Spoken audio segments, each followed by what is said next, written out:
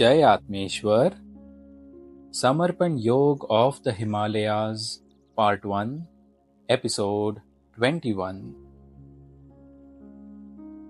My Gurudev was behaving as if he had not done anything, even after doing everything.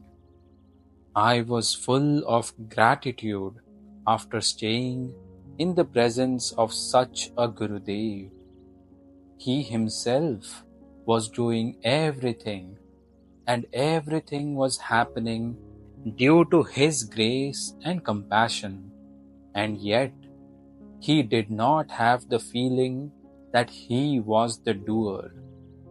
He had merged with Paramatma to such an extent that they did not seem to be separate at all. For me, he was Paramatma. He used to recite the Ganpati Atharva Shirša verses in the praise of Lord Ganesha every day. He possessed a very good voice, and his pronunciation of Sanskrit words was equally good. Every morning, I heard the sound of his recitation, and when he recited the verses, I felt like listening to him forever. I learned the verses by heart by listening every day. He did not teach me these verses. I had wanted to learn them in my childhood, but no Brahmin was ready to teach me, and I realized why after reading a book in which the verses were written.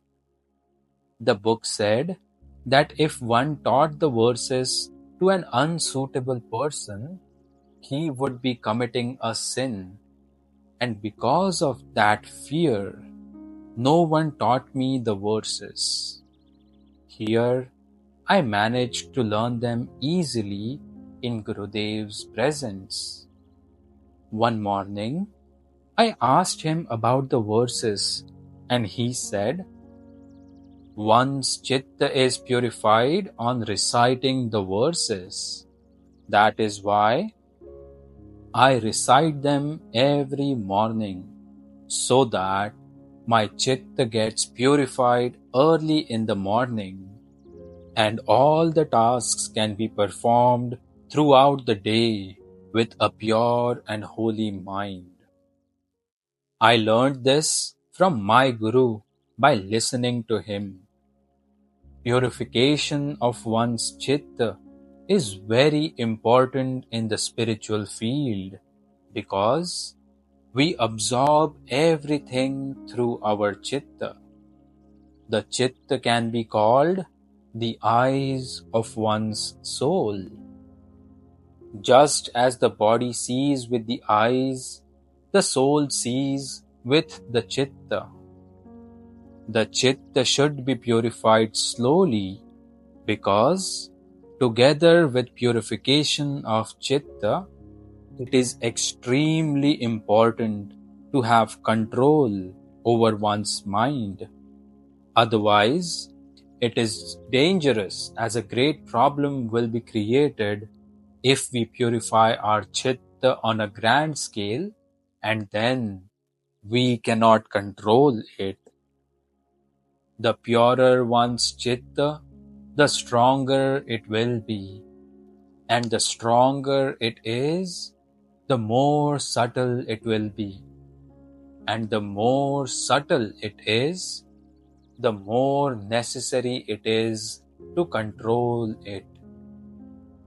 When we purify our chitta too much and do not have control over our normal human behavior, like looking at the faults of others, for example, we will knowingly or unknowingly absorb the faults of others like dirt, and the chitta will be polluted. Yogis who have fallen from their paths are created this way. There are a large number of fallen yogis in world of dead spirits for the same reason. Everyone likes wearing white clothes very much, but it is very difficult to keep white clothes clean because any stain on white cloth can be easily seen. That is why, before wearing white clothes, it is very necessary for one to learn how to keep oneself safe from dirtying those clothes.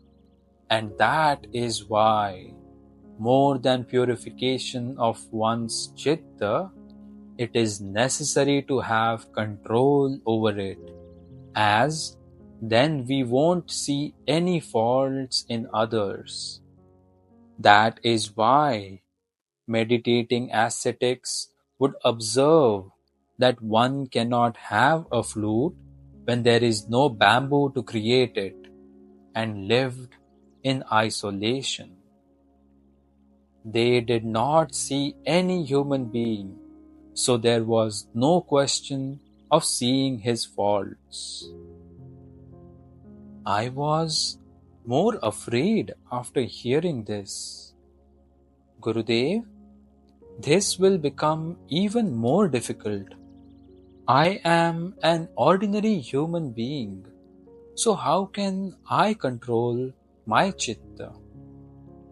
Gurudev replied, the easiest way is Samarpan. If you surrender to your Guru, then purification and control over one's chitta will both take place together. You won't have to do anything, because if you have to do something and you do it, then the I will appear. And when the I appears, control won't be possible. We put ourselves in the care of a doctor when we are ill, and then the doctor gives us medicines depending on the sickness. After taking the medicines, we are cured, even though we don't have any knowledge about medicines. In the same way, we should know how to surrender ourselves. Everything cannot be learned in life because there are too many things to learn, and life is very short. Thus, it is essential to know how to give up ourselves and how to surrender in order to obtain greater knowledge in our short lives. We learn to do it automatically. We learn to say that the expectations arise automatically. When I heard this, I decided in my mind that I too would surrender myself and keep control over my chitta. I also made a rule for myself at that time and decided that every morning after my bath, I would recite Shri Ganpati Atharvashirsha once and keep my chitta on my Gurudev. Gurudev carried forward the previous day's discussion in the morning and said, everything is contained in the word Samarpan, but people cannot understand the meaning of Samarpan properly. Arpan means giving up something out of whatever good things you have, and that too with good feelings. This is Arpan. And the meaning of Samarpan is to surrender everything that you have. People think that to surrender everything means to give up all your wealth, to give up your physical body for work, or to take a vow to undertake Guru's work throughout your life. This is what people think. But this meaning is wrong. The word guru is at the soul level and wealth is at the material level. Thus, wealth has no connection with Samarpan. Working for the Guru all your life with your body or surrendering your body for Guru work is also not Samarpan because the word Guru is at the soul level and you are talking about handing over your physical body. When surrendering your wealth is not Samarpan, then surrendering your body is also not Samarpan. Then what is Samarpan and how can it be done? First of all, it is necessary to understand the meaning of the word Samarpan. The word Samarpan is Atmik, that is, of the soul. The word Guru is of the soul. Thus, the feeling of Samarpan should also be at the level of the soul. The meaning of the word Samarpan is that you should destroy yourself completely in the physical form and should merge yourself in the Atmic form, the soul form of your Guru's energies. When you dissolve sugar in milk, it does not have a separate identity, but the taste of the milk changes and it begins to taste sweet because of the dissolved sugar. Similarly, when the disciple surrenders before the Guru, his identity is wiped out. How can the disciple hand over his wealth or his physical body to his Guru when he does not have a separate identity? There is no question of handing it over when it does not belong to him anymore. I am surrendering my wealth means that the I is still alive. I am handing over my wealth means that the I is still alive.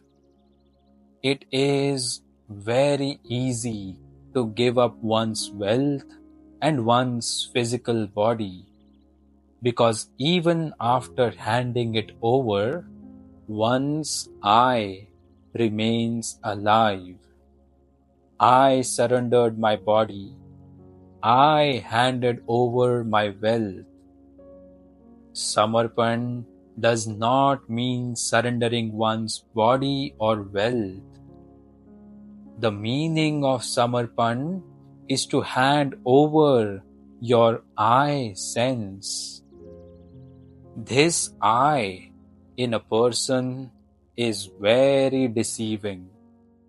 It asks you to hand over your wealth but keeps itself safe and asks you to surrender your body. Thus, the I remains safe. We should not get caught in the deception of the I. We have to give up the I, and to surrender the I is the real surrender. Samarpan means to destroy our identity and make it void, to empty it so that Paramatma's energy can descend through the Guru's grace. When we surrender before someone, the Guru to whom we surrender is also a medium. Actually, we keep surrendering to Paramatma only through the medium of the Guru. Then we too become one with Paramatma. But this surrender should take place at the soul level. Otherwise, I can bring about your downfall at any time, from any level. The feeling of surrender towards the Guru can be created just by bowing down.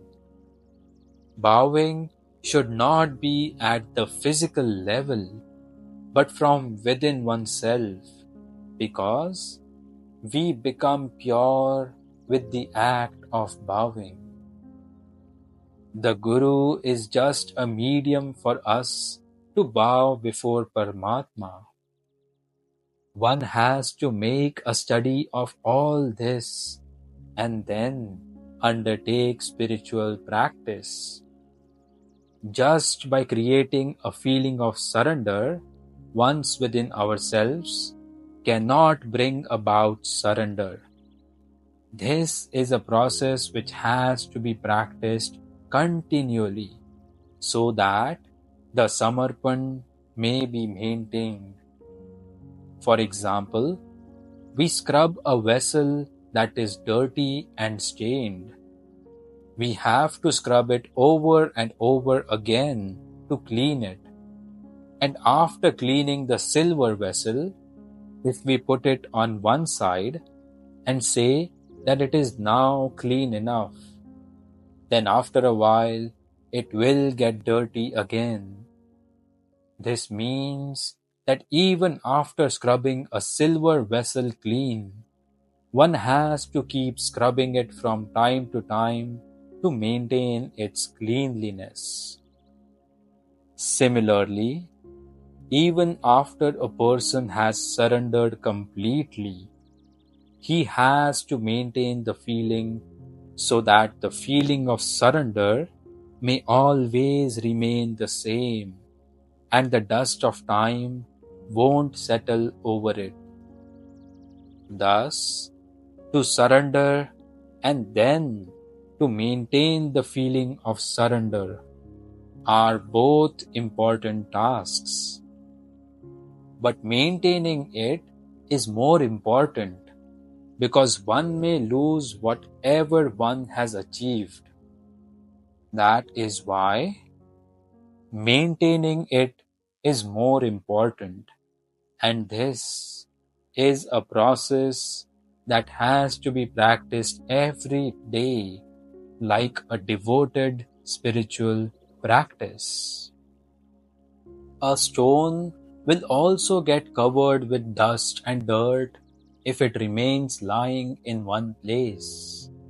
But Samarpan is the feeling of a living individual's soul. The bad influence of people around can fall on it. Therefore, it becomes necessary for a Samarpit sadhak, that is, one who has surrendered, to maintain his feeling of Samarpan. The bad effect of people with whom we move around falls on us, and the effect of those who are not Samarpit is definitely felt. Their feeling of I, which contains the feelings of jealousy, have not been surrendered completely. How can that be surrendered completely? Jealousy is present even in the spiritual field.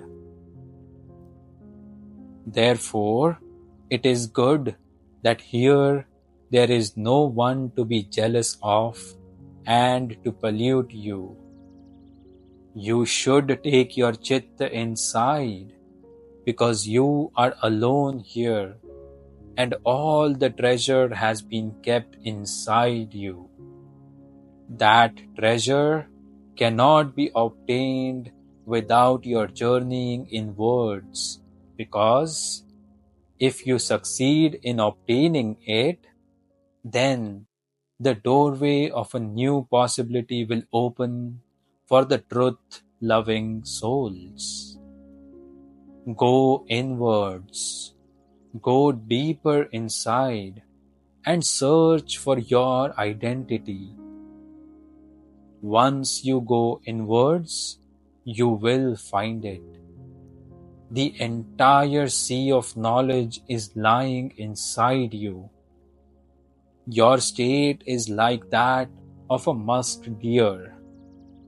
The scent of musk spreads from the musk deer's navel, and everyone enjoys it.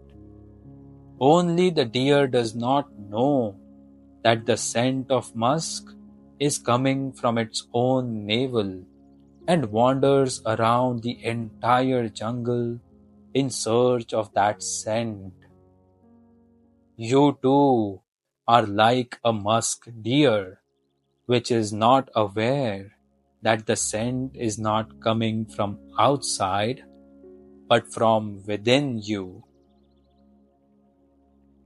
I became very serious. What knowledge was filled within me?